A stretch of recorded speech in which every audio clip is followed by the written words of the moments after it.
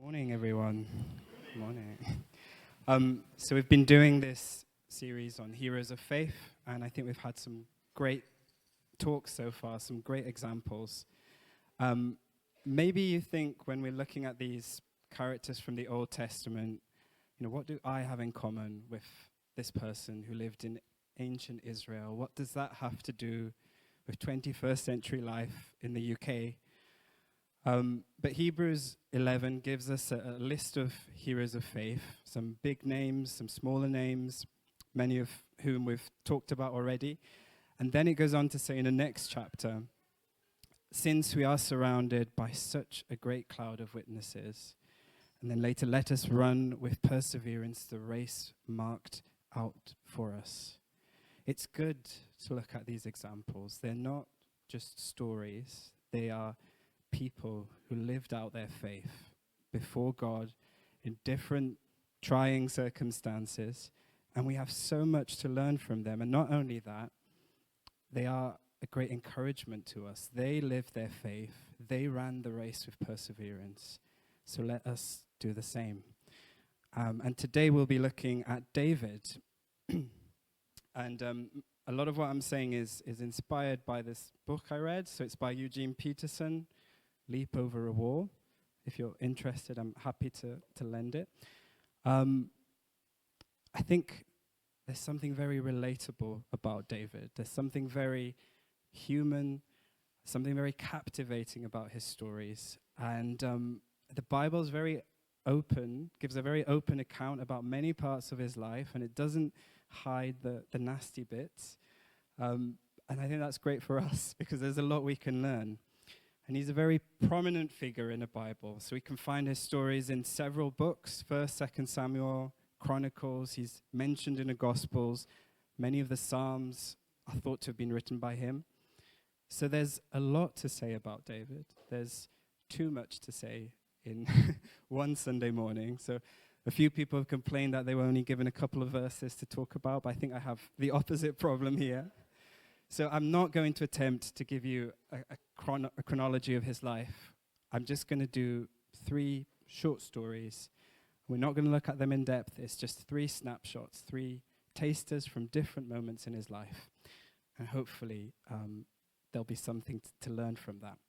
So first story, probably the one that most people know about David, and it's in 1 Samuel 17. I'm not going to read it, but I'll tell you the story. So picture this. There's 2 hills. On one hill, we have the Israelite army. On the other hill, we have their bitter enemies, the Philistines. And between them is this valley. Either side of the valley, the armies are ready. They have their weapons out. They've got their armor on. They've sharpened their swords, but they're waiting. And they've been in this sort of standoff for quite a while now. And every morning, one of the Philistines, called Goliath, comes out. And he's not an ordinary man. He's 3 meters tall. That's 9'9". He's a giant. He's an experienced warrior. He's fully armed. He has his armor bearer next to him carrying his weapons. And every morning he gets out and he looks at the Israelite army and he mocks them. He says, I defy you, Israel. Choose your best man. Have him come fight against me 1-to-1. If he wins, we'll surrender. If I win, you will serve us. Who are you going to send? And this has been going on for 40 days, and you can sort of feel the nervous tension in the Israelite army. There's muttering under their breath and shuffling their feet and the clinking of their armor, but no one dares step out. No one dares say anything against this Goliath. And this is where David comes in. So David isn't a soldier. He's not even in the army.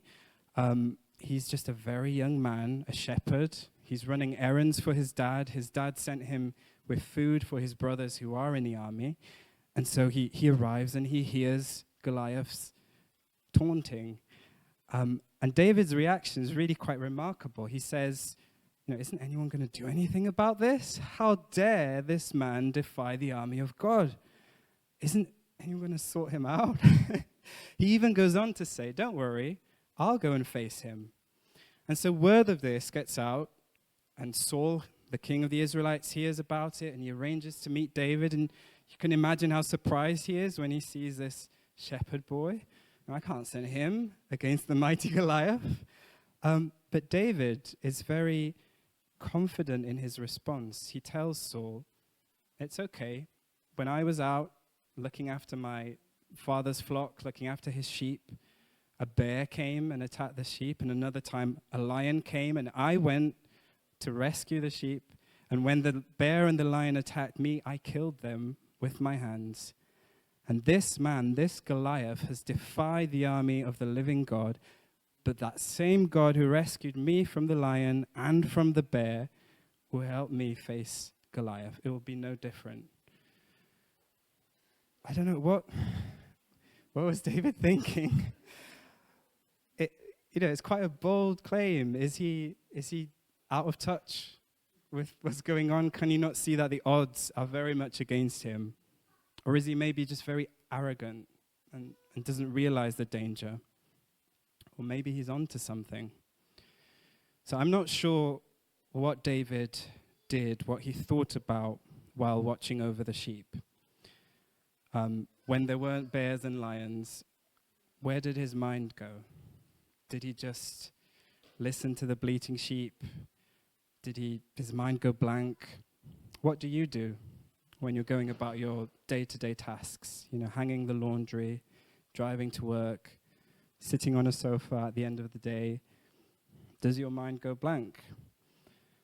From what we know of David, from other stories from the Psalms, I don't think his mind just went blank. I think he spent that time seeking God's presence, meditating on him, writing songs to him, praising him, singing. David enjoyed being in God's presence. David knew God. And God had been with him in that field when everything was calm. He'd been with him when the lion and the bear came. And he'd be with him now. And so back to the battlefield, Saul didn't know God the same way that David did. The Israelite army and the Philistine one probably didn't know God that same way that David did. All that they could see was this shepherd boy running against a giant, defenseless, with no armor. But that's not what David saw. David was so immersed in God, so sure of his presence, so in tune with him. God had been with him in the field, with the sheep. God was with him now. And so fast forwarding and skipping some very important bits, we know how this story ends. David faces Goliath with nothing but a sling and some stones, and he defeats him. So it turns out David was onto something. We'll move quickly now to second story. So this story is in 2 Samuel, chapters 11 and 12. So this is several years later. David is no longer some unknown shepherd boy. He's the king of Israel. He's a mighty warrior. He's been through some very big trials, some very difficult circumstances. He's come out victorious. He's matured. His kingdom is well established, and he's comfortable as king, maybe a bit too comfortable. So while his army is away in a battle, David stays home. And one day he's walking out on the roof of his palace, and he sees Bathsheba, who's this beautiful woman who's bathing. And David lusts after her, and he arranges to have her brought to him, and he sleeps with her, and then he discards her. He sends her home. And later, David finds out that Bathsheba's pregnant with his child, and he tries to cover it up. So Bathsheba's husband, who's Uriah, is one of David's soldiers and is out in a battle where David isn't.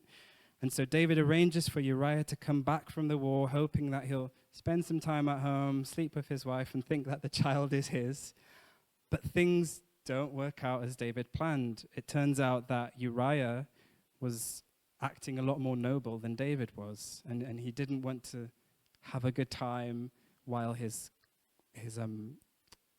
fellow soldiers were out in battle. So David tries to get him drunk, and that doesn't work out. And so in the end, David sends him back to the battle and instructs the commander to have him killed. And what a mess. It's just one wrong thing after another. David is constantly trying to cover up his mistakes. And by the end of it, he's lusted, he's coveted, he's committed adultery, and he's murdered someone. And we find out later that as a punishment for what he's done, the child that was conceived also dies. It's such a horrible story. Now, how could this happen? And who is this David? This doesn't sound like the same David from the first story. That David was, burning with zeal for God. He was boldly facing giants in full view of everyone. But this David is acting in the shadows. He's selfish. He's cowardly. All he cares about is covering up the mistakes he's made, even to the point of having someone else killed.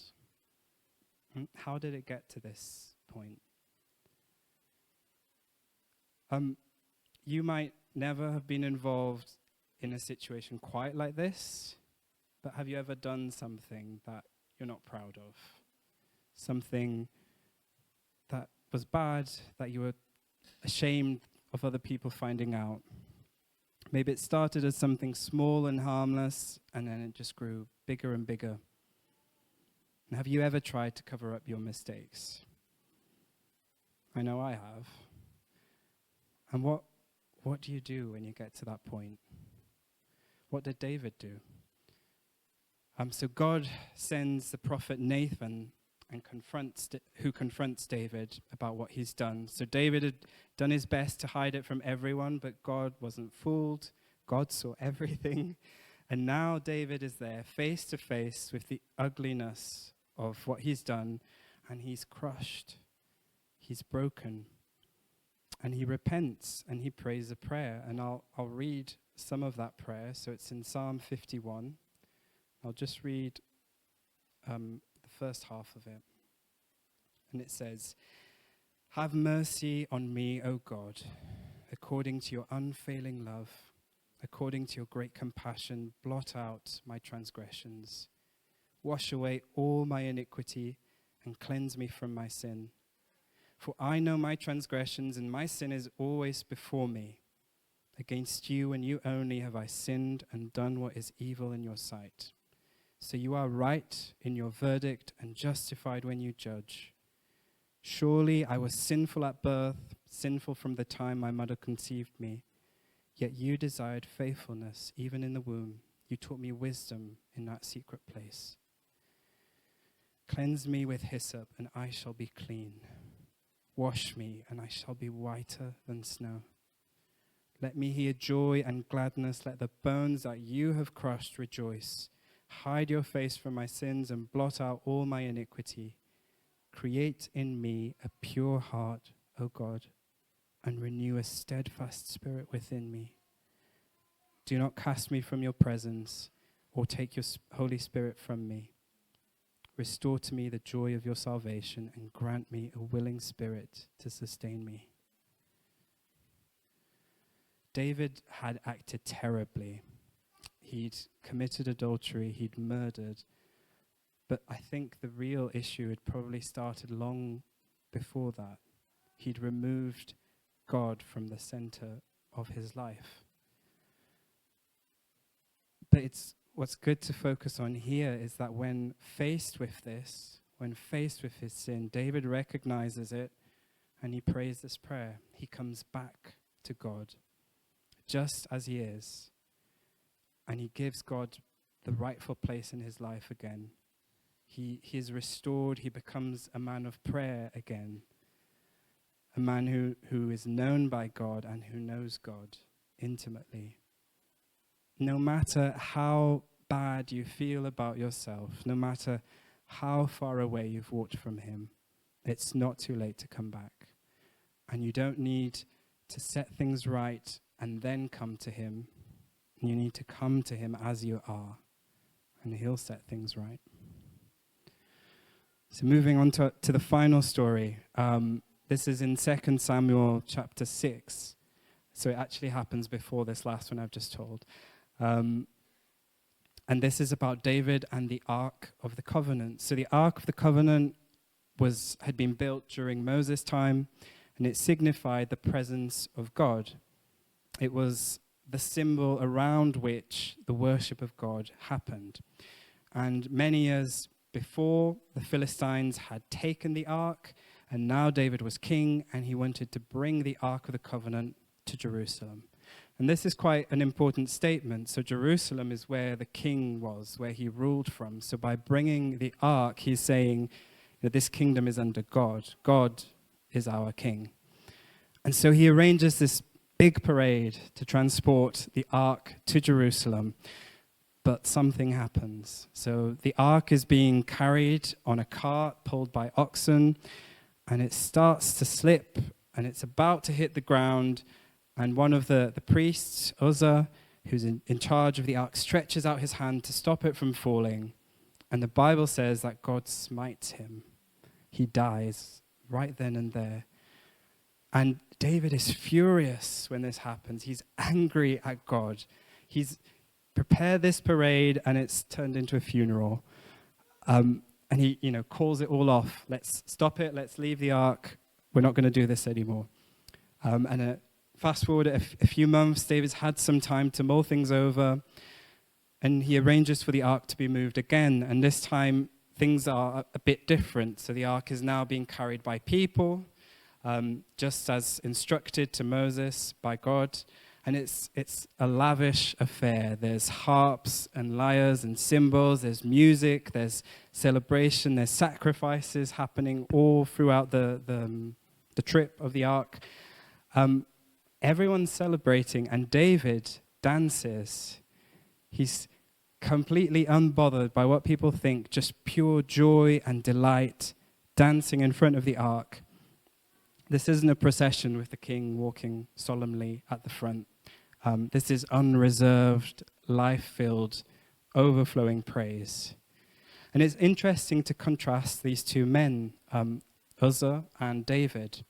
So the first one was protecting the ark, and he dies. David gets angry at God, but God doesn't kill David. And it's a bit of a difficult passage. I think it raises a lot of questions that we won't have answers to this side of eternity. Why did God kill Uzzah like that? We've learned to see him as a God who gives life, as a God who forgives and restores, but there wasn't any time for that in this circumstance here. He just kills him. And a few explanations have been put forward by scholars. It might have to do with the way the ark was being transported. God had commanded that people should carry it on poles, and it was being carried here by a cart with oxen, which is probably a lot more efficient, a lot easier, but it's a dismissal of God's command. Maybe Uzzah had become used to taking care of the ark. Maybe he thought he knew better. Maybe he thought his job was to keep God safe, to keep him from falling and hitting the ground and getting dirty. He was trying to keep him in a box. We don't know. This is conjecture. The Bible doesn't tell us. But what we do know is how David lived his life and how David saw God. So David lived his whole life before God. He tended the sheep, he fought battles, he lived life dangerously, he became angry, but he did all of this whilst very aware of God's presence. It wasn't just something that he did during rituals, during religious ceremonies. God was part of everyday life.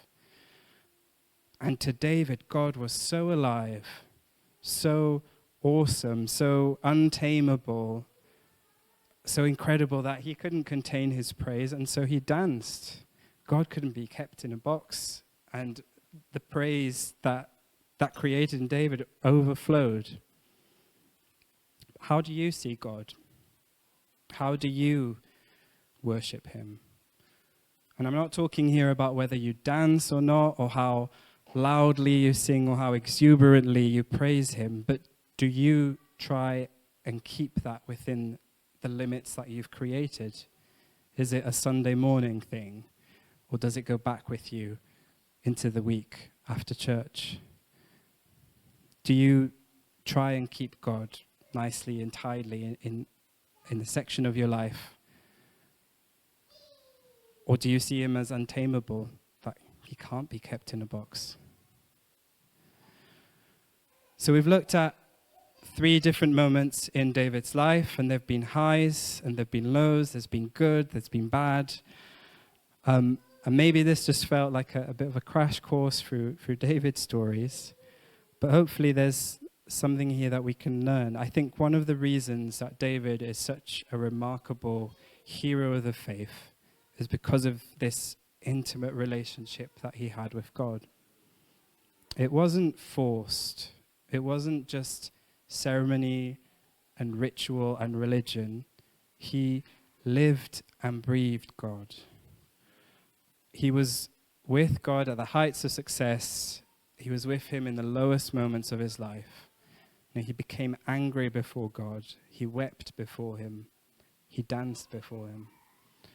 And this morning, we've talked about different things, difficult moments in life. And we've sang about praising God when the sun is shining and when we're going through trials. And I think David's life is a testimony to that. And I'll read now from Psalm 139, which I think is one of the many examples of how David lived in this way. So I won't read the whole psalm, just the beginning.